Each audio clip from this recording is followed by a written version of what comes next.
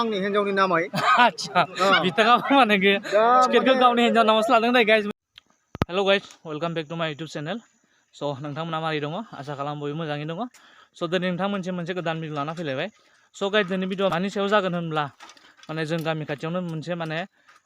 lucky gift कपननि मोनसे दिनै ड्र' जागोन आरो ना स' आं बेयावनो थांनो नागिरदों नोंथांमोननो दिन्थिलांगोन आङो सोर मा मोनो मा मोना नोंथांमोना भिडिअखौ स्किप खालामालासिनो ए टु जेड नायलांबाय थाबानो जाबाय थ' बिदिबा जों भिडिअखौ खालामनोसै लेट्स गो माने बहुत गोबाव जाबायमोन आङो मट' ब्लग खालामिया दिनैसो हेलमेटानो अबा खनायावसो दंमोन नागिरबा मोनथ'वाखैमोन दिनैसो मोनदों आरो ना स' साउन्ड क्वालिटिफोरा माबायदि दं बुंनो हाया दायोसो मिथिसिगोन आङो स' नोंथांमोना नायलांबाय थादो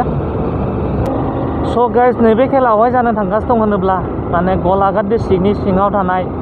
उरेमघाट ओनसोलनि माने नंवान चेनपुर होननाय गामियाव आरो ना जानो थांगासिनो दं आरो बे खेलखौ सोर होदों होनोब्ला माने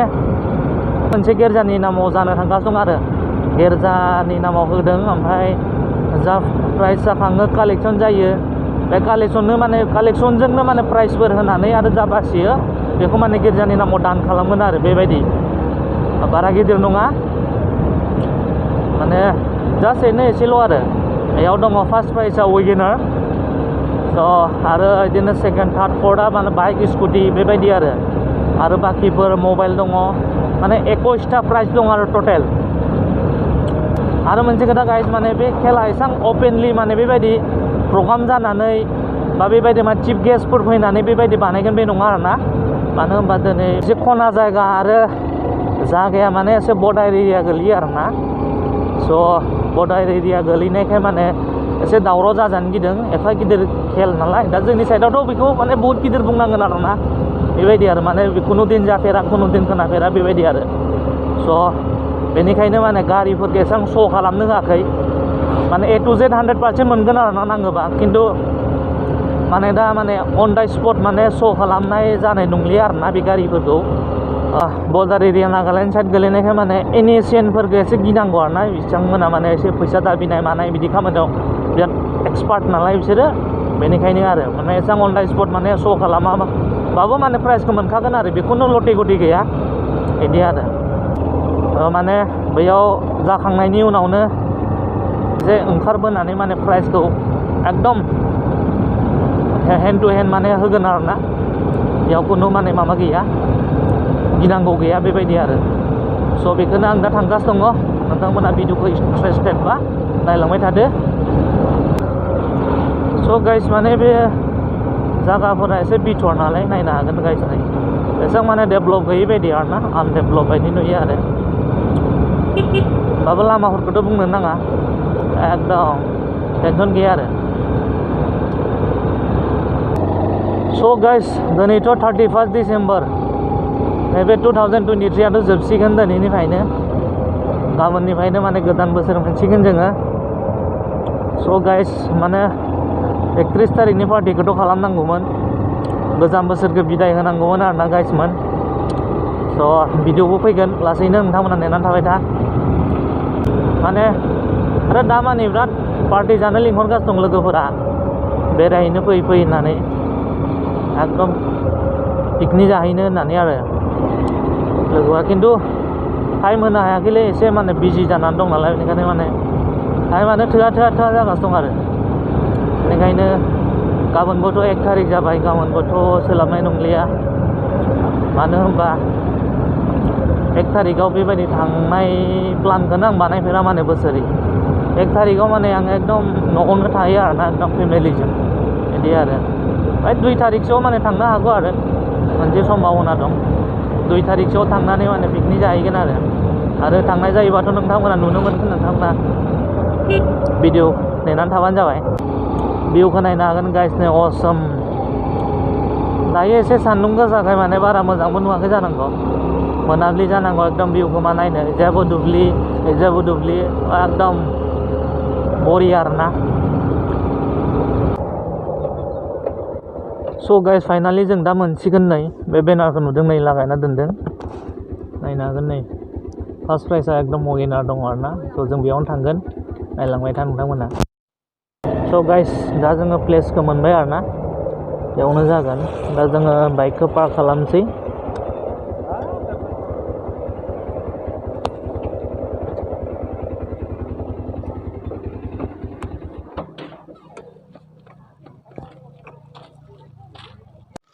So guys, finally आं दा बे जायगायाव मोनफैबाय आरो ना नायनो हागोन एकदम मानसिफोरा भिर जागासिनो दङ गारि सारि लाना फैदों आरो ना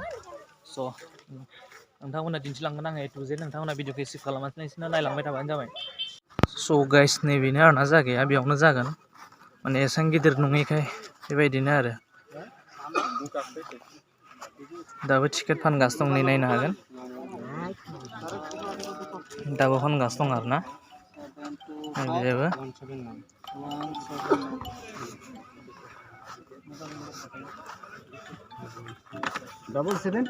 नायनो हागोन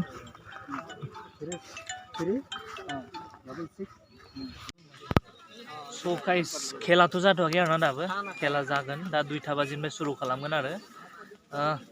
खेला मा सिस्टेमनि जागोन होनब्ला माने हाउसि सिस्टेम जागोन आरोना खेला आं दानि सोंदोंमोन आरो बेयाव माने गासै प्राइसखौ माने श' खालामाखै आं दहाय बुंखानाय बायदिनो माने जास्ट मोननैल' माने बाइक मोनसे आरो स्कुटि मोनसेल' माने श' खालामना दोनदों आरो ना मानो होनबा नोङो एसे रिजन दं आरो बेनि थाखाय स' नोंथांमोना नायलांबाय था स' गाइस मानसिफोरखौ नायनो हागोन नै बिराद गोबां जाहांबाय मानसिफोरा माने भिर जाहांबाय आरो ना दहाय मानसि गैयानोमोन दा एकदम सारिय'फाले नायनो हागोन नै माने सब बिसोर दिनै रिजाल्टनि थाखाय आरो ना दिनै बयबो मोनगोन बेबायदि माबायाव फैदों आरो नायलांबाय था स' गाइस बेयाव दा मोननैल' प्राइसखौ माने श' खालामना दोनदों आरो ना आं दहाय बुंनाय बायदि मोनसेया जाबाय बाइक प्राइस नाम्बार 10 मोनसे स्कुटि बे प्राइस नाम्बार 7 आरो ना स' बे मोननैखौल' श' खालामदों आरो दा टिकेट फानगासिनो दं नैजे दाबो स्टार्ट जाथ'वाखै दाबो नैजे फानगासिनो दङ स' गाइस दा जों नै आं लोगो मोनबाय जोंनि गामिनिनो गेदेर बिथाङा दा बे खेलाव फैदों आरो ना स' नोङो मारै नांदों दा गोसोखौ दाथ' आं खेलाव फैनानै मोजां नांदों आच्छा माने आङो बाव टिकेट लानो होननानै फैदों आच्छा टिकेटखौबो लाबाय आं गांनै आच्छा दा आंनि गोसोआव एकदम जागोन दामाने नों औ आंनि गोसोआव बिदि गुद लांथारगोन आरो ना लांथारगोन प्राइसखौ लांथारगोन होननानैसो फैखानाय बिनो प्राइसआ मा दङ नों मिथिनाय प्राइसआ ओरैनो आं दा खोनानायाव नुनायाव फार्स्टआव विंगार होनदों नामा फार्स्ट प्राइसआव आरो स्कुटि गंबा बाइक गंबा होननाय बिदि खोनादों आरो मबाइल गंबा आरोखि स' नोङो दा माखौ लुबैयो दा माखौ मोननो लुबैयो आङो मोननो लुबैनाया आङो फार्स्ट प्राइज मोनोबाथ' मोजां जागोन आरो माने फार्स्ट प्राइजखौ मोननो लुबैदों आरो बिथाङा स' गाइस माने बिथाङाबो बहुत एक्साइटेड माने प्राइजखौ मोननो थाखाय दा स' नोंथांमोना नायलांबाय दा दिन्थिलांबाय थागोन आङो जाहाथे बेजोंनो एसे जौगानो हागोन नामा आंनि लाइफआव बेबायदि आरोखि मोनगोन टेनसन खालामनाङा मोनगोन स' गाइस नै आरो आदै सासे लोगो मोनबावबाय नै बिथाङाबो बेयाव फैदों दा नोंथाङा मारै नांदों बेयाव फैनानै मोजां नांदों गारि लानानै फैदों आच्छा गोसोखौ मारै नांगासिनो दं दा गुद मोनगासिनो दुब मोनदों ना स' नोंथाङा मोनबेसे लागोन टिकेटखौ ओरैनो 5टा स' गाइस बिथाङा मोनबा लाबाय स' नोंथाङा माखौ मोननो लुबैयो दा मा प्राइसखौ मोननो लुबैयो गारिखौ आच्छा नै बिथाङाबो माने गारिखौसो लुबैदों आरो ना स' बिथाङा बहुत एक्साइटेड माने गारिखौ मोननो थाखाय स' नोंथांमोना नायलांबाय था दिन्थिलांबाय थागोन आङो स' गाइस फाइनाली আহি পালোহি মোৰ দাদা এইজন এই খেলপথাৰত আহিছে মানে কোন খেল খেলিবলৈ আৰু দাদা আপুনি কেনেকৈ লাগিছে আজি কওকচোন বিৰাট মজা লাগিছে আচ্ছা আপুনি কেইটা লৈছে টিকেট আমি টিকেট মানে পাঁচটা বুক ললো 5টা বুক 55টা টিকেট হাইৰে হাই যদি কপাল খুলি যায় বিন্দাস আচ্ছা আপোনাৰ এতিয়া কোনটো প্ৰাইচটো পাবলৈ মন ৱেগনাৰটো যে অপেক্ষা কৰি আছো যিয়ে নহওক আচ্ছা নিজৰ টিকটত লাগিব বা অনেকৰ টিকটত লাগিব কিন্তু 20,000 টকাটো পামেই 2-4 দিন লগাই পেলাই ঘাটে যিমান কেইটা আছো সবকে উঠাই লৈ যাম ঘৰত আচ্ছা ঠিক আছে চ' গাইজ बिथाङाबो माने बेयाव फैदों आरो ना स' बिथाङाबो बहुत बुरजा टिकेट लादों स' बिथाङा माने पुरा एक्साइटेड आरो ना एकदम माने बिथाङाबो माने फार्स्ट प्राइजखौसो लांनो गोसो आरो स' नोंथांमोना नायलांबाय था स' गाइस दा आरो फैयै सासे लोगो मोनलायबाय नै बिथाङाबो माने बे कपन खेलाव फैदों आरो ना स' आं बिथांनिफ्राय माने सोंगोन स' नोंथाङा बेयाव फैदों दा मारै नांदों गोसोखौ गोसोखौथ' मोजां नांदों आच्छा देग्लाय बोसोरनि थाखाय खेबसे ट्राइ आच्छा आंबो लाया नङा लाफेरनायदों आच्छा दिनै मोनसे मानसिफोरखौ नायनानै मोनसे माने इन्टारेस्ट फैदों मानसिफ्रा एकदम नायनो हागोन गाइस एकदम माने फिला बुंजोब्बाय आरो ना नै बेबायदि आरो ओमफ्राय नोंथाङा मोनबेसे लाखो टिकेटखौ ओरैनो आं बर्तमान दा मोनसेल' लादों आच्छा आरो लाइफआव खुनु बेला लाफेराखै आच्छा ओमफ्राय दा देग्लाय मोनसे लानायजों आदसा बेबो आंनि हिन्जावनि नामै आदसा बिथाङाबो माने टिकेटखौ गावनि हिन्जाव नामावसो लादों होननाय गाइसमोन आंथ' फैबावामोन बेफोराव माने इन्टारेस्ट गैया आदसा आं उन्दुनासो दंमोन हिन्जावा माने 500 थाखा गारना होदों आदसा मोनसे टिकेट दानहैदो खेबसे बोसोरनि नायदो देग्लाय बोसोरनि खेबसे दा बेखौनो माने दाननो फैबाय आरो खेलखौबो नुवाखै दा स' गाइस ना बिथाङा माने फैयामोननो आरोना माने बिनि हिन्जावासो माने 500 थाखा फैसा न' दानहै होननानै माने बख'ना होदों आरोना बेनिखायनो बिथाङा फैबाय टिकेटखौ लाबाय दा नोंथाङा माखौ मोननो लुबैयो मोननायाथ' दा हिन्जावफोरनि गोसो आंथ' जायखिया हिन्जावनि नामाव मोनसे दानबाय आदसा दा हिन्जावफोरनाव सोंबासो मिथिसिगोन दा आदसा दा मा मोनो बेनि माने आं बेखौ माने मोननायनि माने मा मोनगोन आं बेखौ जेबो मिथिया माने हिन्जावफ्रासो मोनसे दाननो गोसो जानायखाय दानफैदों दा बेखौ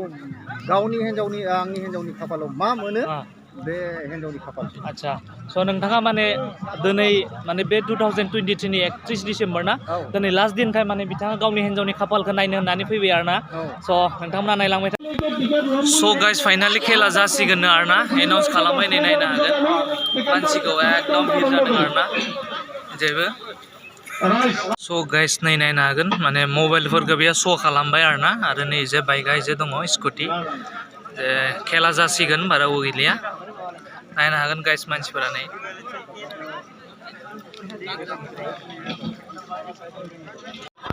स' गाइस दा खेला सुरु जासिगोन आरोना हाउसि टेप जागोन बै बक्सआव सोसिगोन गुटिखौ माने खेलखौ माने 21 नम्बरनिफ्राय सुरु खालामबोगोन आरोना 21 20 19 बेबायदिसो ओमफ्राय लास्टआवसो 1 नम्बरखौ गेलेगोन आरोना गाइसमोन स' नायलांबाय था नै गुटिखौ सोगासिनो दं बेयाव हाउसि बक्सआव फिदिंनानै नाम्बार खिन्थासिगोन ओमफ्राय नैबे बर्डआव लिरगोन आरोना स' नायलांबाय था गाइस माने सासे मोनबाय आरोना 12399 नाम्बारा सासे मोनबाय स' गाइस 2 नम्बर नाम्बारा जाबाय 10849 स' गाइस लास्ट प्राइजनि नाम्बारा जाबाय 23324 स' गाइस दा आङो माने बहुत बुरजा लादोंमोन आरोना होमबाबो दा मोनसेयावबो नाङासै जेट लाख आरोना बे बोसोर आंनि थाखाय गाइस दा खेला जोब्बाय आरोना नायनो हागोन नै नाम्बारा बेबायदि नायनो हागोन फार्स्ट सेकेन्ड 21 सिम दं आरोना स' गाइस बेनोमोन आरोना दा रिजाल्टआ गैला जोब्बाय कमप्लिट जाबाय दा जोङो न'आव थांसै माथो खालामनो गाइस ना बेड लाखमोन नालाय मोनासै स' गाइस नैबे 2023 सननि दिननि लास्ट डेटआव माने एकदम बेड लाख आरोना आसा खालामदोंमोन माने विनारखौ मोनलांगोन होननानै नाथाय मा खालामनो मोनासै जाखाङासै दा सोर मोनखो माने बेनासो खाफाल एकदम मोजां आरोना बे 23 लास्ट डेटआ माने बिराद मोजां आरो बिथांनि थाखाय स' गाइस नायनो हागोन नै मानसिफ्रा नोगोद भिर जादोंमोन स' गाइस दिनैनि भिडिअ एसांनोमोन नोंथांमोना भिडिअखौ नायना मोजां मोनब्ला अननानै भिडिअखौ लाइक खालामदो शेयार खालामदो आरो नोंथांमोना जुदि आंनि चेनेलाव गोदानब्ला अननानै चेनेलखौ साबस्क्राइब खालामनानै होदो आरो बेल आइकनखौ अन खालामना लादो जाहाथे आं जेब्लानो गोदान भिडिअ लाबोगोन अब्लानो बे गोदान भिडिअनि फार्स्ट नटिफिकेसनखौ जेन नोंथांमोना मोननो हायो स' नेक्स्ट भिडिअ थाबैनो मोनगोन बाय बाय